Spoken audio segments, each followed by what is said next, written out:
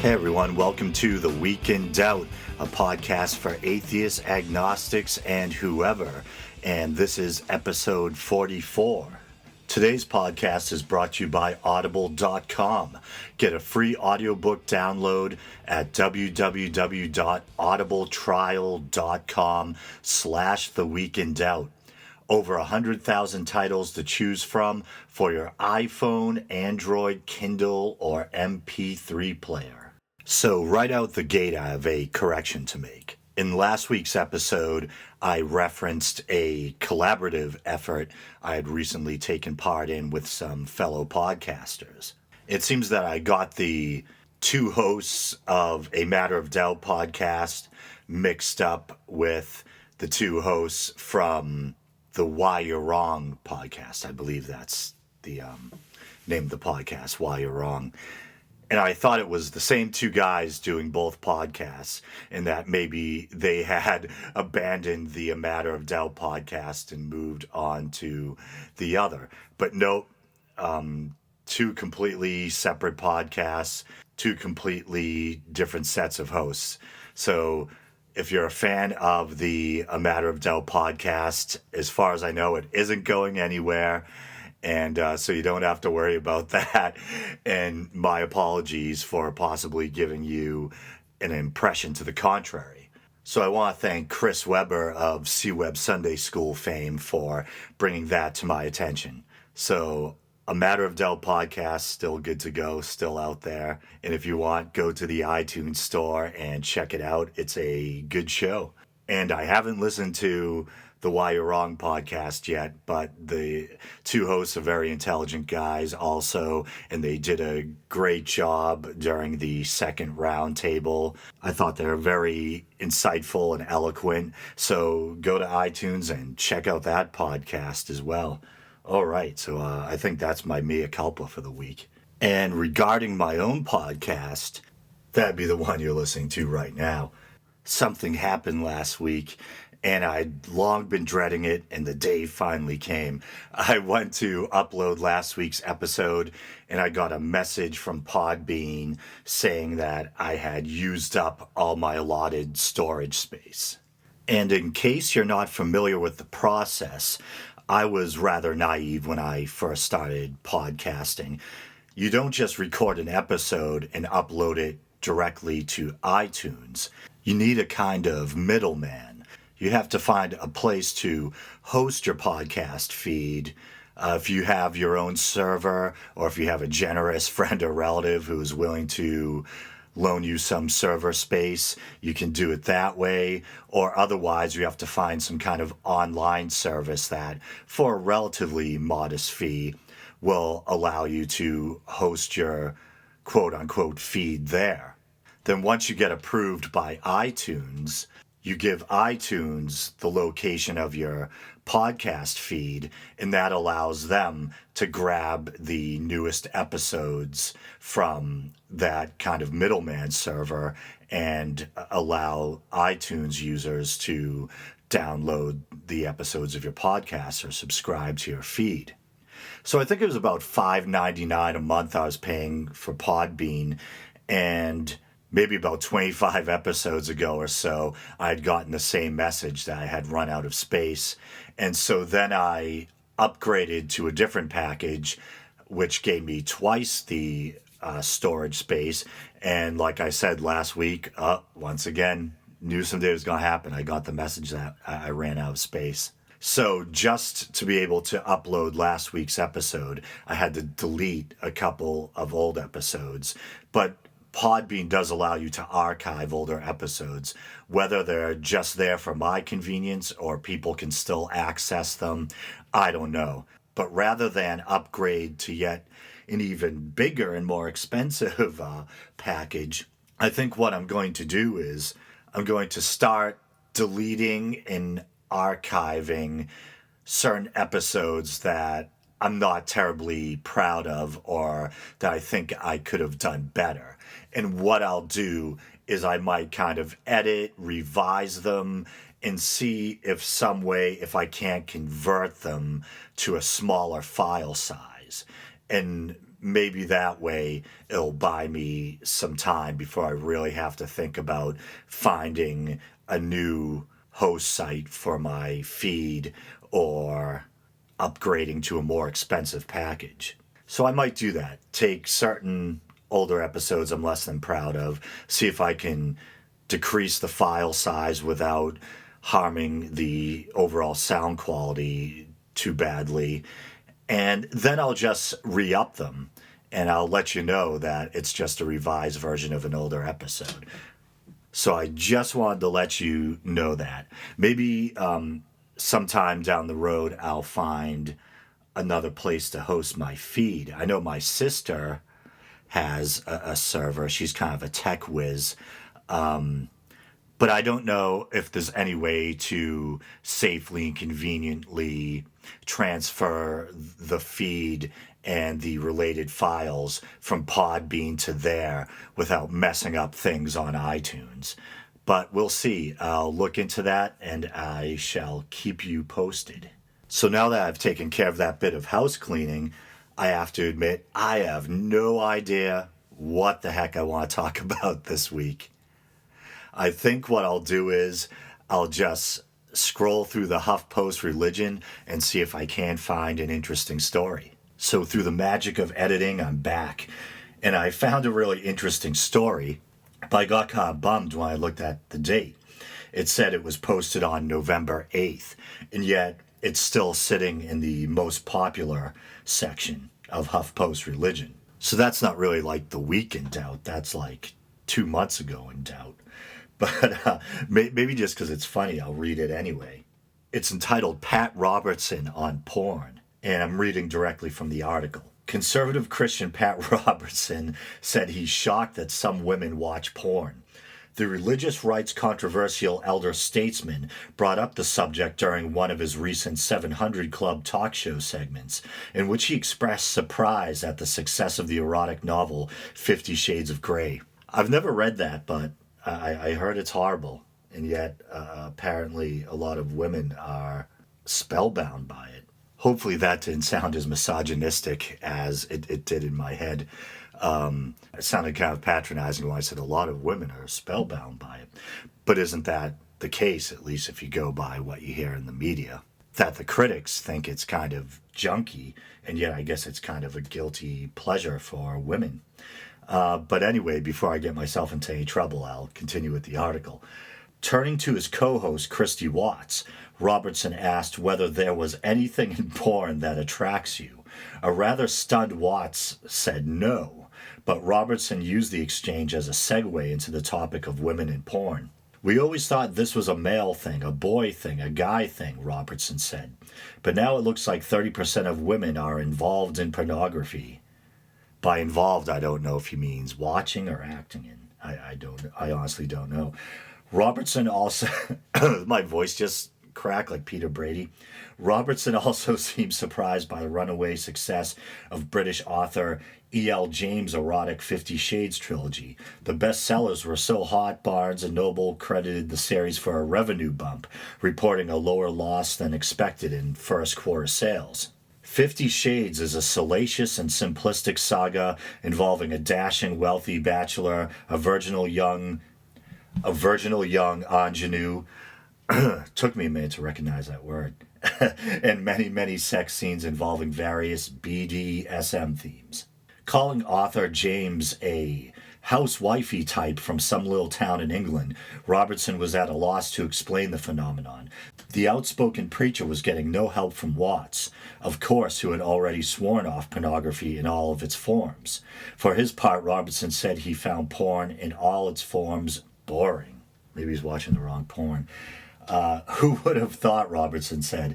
In fact, the popularity of 50 Shades notwithstanding, recent studies have shown that more and more women are watching porn, and the number of women admitting a porn addiction is also rising. Wow, I was almost tempted to bring back the old joke I used to do earlier in the podcast about how when I repeated a word too much, it could be the basis for a drinking game. Perhaps porn would be the drinking game of the week. I'm almost making myself uncomfortable. In the United States, one of the first support groups for women addicted to porn was founded by a devout Christian, Crystal Renault, a counselor and the author of Dirty Girls Come Clean. Renault told The Guardian that female porn addiction is widespread and silent. Porn and sexual addiction has always been referred to as a man's problem, she said. But for the women, it's an unspoken struggle. We have to give them the opportunity to say, me too. In an unusual appearance meant to both humanize porn stars and raise awareness about the dangers of porn addiction, adult film superstar Ron Jeremy recently visited a Michigan church, telling the congregation that porn stars too believe in God. Well, yeah, I'm sure lots of them do. But of course, this is a podcast, well, not just for everyone, although maybe today's episode is making you blush, but for the most part aimed at agnostics and atheists. And he's probably saying porn stars believe in God too, to try to send the message that they're good people too. And of course, my answer to that would be you don't have to believe in God to be a good person. And sometimes non-believers like myself don't just question God for scientific and reason-based reasons, but also out of a sense of moral indignation. You know, those old chestnuts like, why do bad things happen to good people? If there was a just God, why the natural disasters? Why children born with horrible birth defects? Even though religious people argue that free will is part of the equation, could have God reined free will in a bit? Why make people with the free will to commit vicious and almost unspeakable atrocities? And if we're all made in God's image, is the spree killer or mass murderer who goes shooting up a elementary school, was he, with all his malice and most likely malfunctioning brain, also made in God's image? But now I'm going off in a totally different direction, so I have to rein myself in. But now here we segue into an interesting topic. What do I, as a non-believer, think about porn? I think one of the main reasons why people shun or look down at pornography is for religious reasons. You know, that, well, in America, we seem as a whole to have this kind of hypocritical stance on sexuality and pornography. On the one hand, I think we still have a lot of our Christian puritanical values regarding nudity, promiscuity, things like that. And then on the other hand, sex is used to sell just about everything. And I think there were some studies done that said that the majority of porn may have been downloaded or watched in red states or something like that. So there is this kind of hypocrisy or this dual brain type of thinking as a whole, as a country, when it comes to our stance on sexuality. But I think if you take religion out of the equation, the idea that you should keep your private parts under lock and key and suppress any kind of libidinous instincts you might have, unless your intent is to procreate and create more good little Christians, then we have to ask ourselves, okay, well, if you take these puritanical hang-ups about sexuality out of the equation, is porn still a bad thing? And I would say bad is relative. That was just my chihuahua snoring. There's something that's morally bad, and then there's something that's maybe just plain bad for you.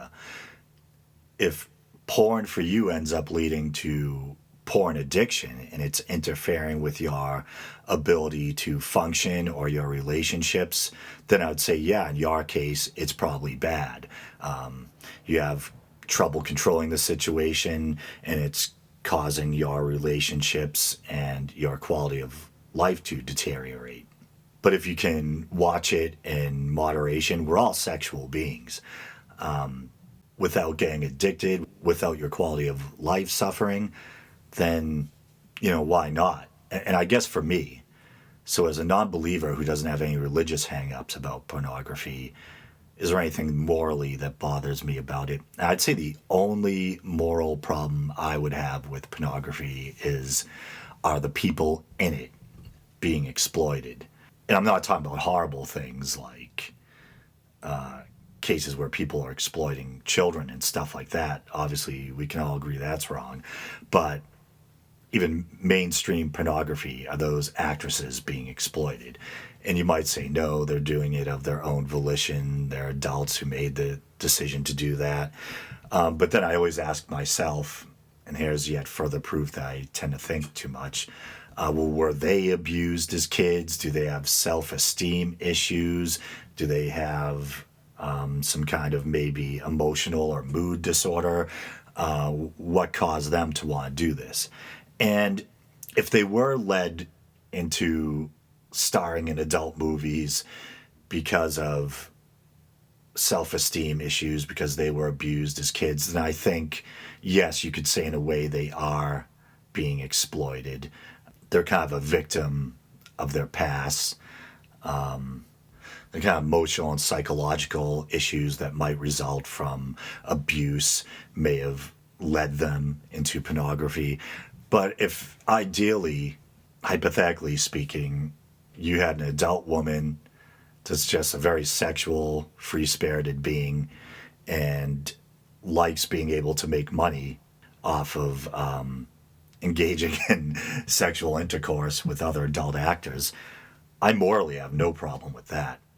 Let's say, if she wasn't damaged as a child, if she's not being forced into it, if she's not being exploited, if she doesn't have a history of victimization, then if she's really doing it of her free will and she's otherwise happy and well adjusted, hey, I'd say more power to you.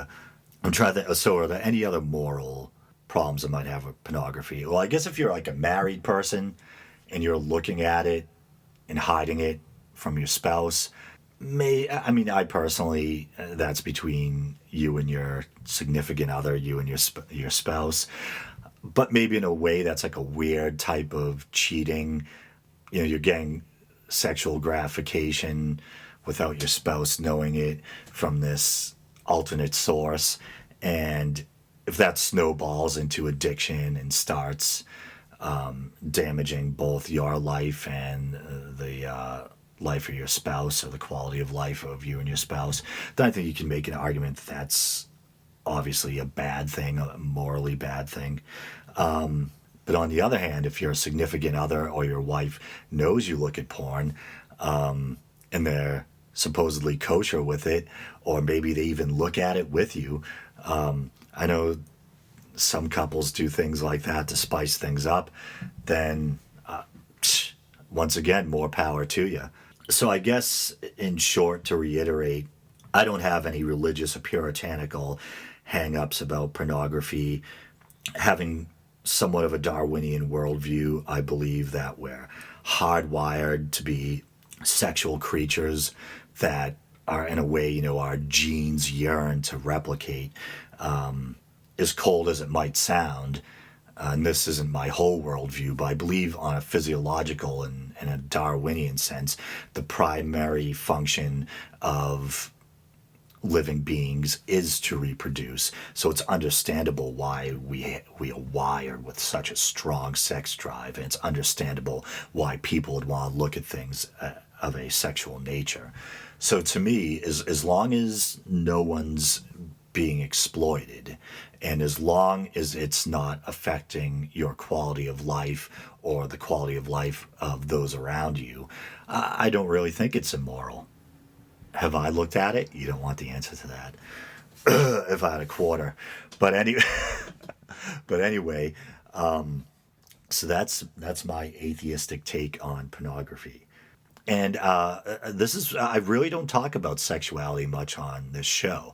So hopefully I haven't made anyone uncomfortable out there, because I do invite not just atheists and agnostics to listen to the show, but everyone. And I try to maintain a certain level of civility and respect. and take into consideration even the feelings of believers who might be listening. So if you're a believer out there, hopefully I didn't make you blush or outrage your moral sensibilities. And if I did, please don't give up on the podcast. This is a bit of a rarity. But anyway, I think I'll call it quits. And this has been kind of an interesting episode. So once again, this has been The Week in Doubt. As always, you can email me at theweekindoubt@gmail.com. You can... There's my chihuahua snoring again. You can like the Week in Doubt Facebook page. Despite all the listeners I have, the page only has 22 likes right now. I think just a lot of people don't know about it. Or maybe people on Facebook are doing searches for atheism, not searches for the Week in Doubt. So if you want to support me, you can do that, like the Week in Doubt Facebook page. I sometimes post video versions of the episodes to YouTube. Nothing special, really, just really basic images put to the existing audio that you've probably already heard or that you'll listen to through the podcast. But if you want, you can subscribe to the YouTube channel. Just go to YouTube and look for The Week in Doubt, or you can watch some of those old video versions. And am I forgetting anything? Oh, of course, you can also rate the show on iTunes. That would be great. And if you leave a review, I'll make sure to give you a shout out and read the review the following episode after I find it. So I think I covered everything. So, all right. So once again, thanks for listening to The Week in Doubt, and until next time.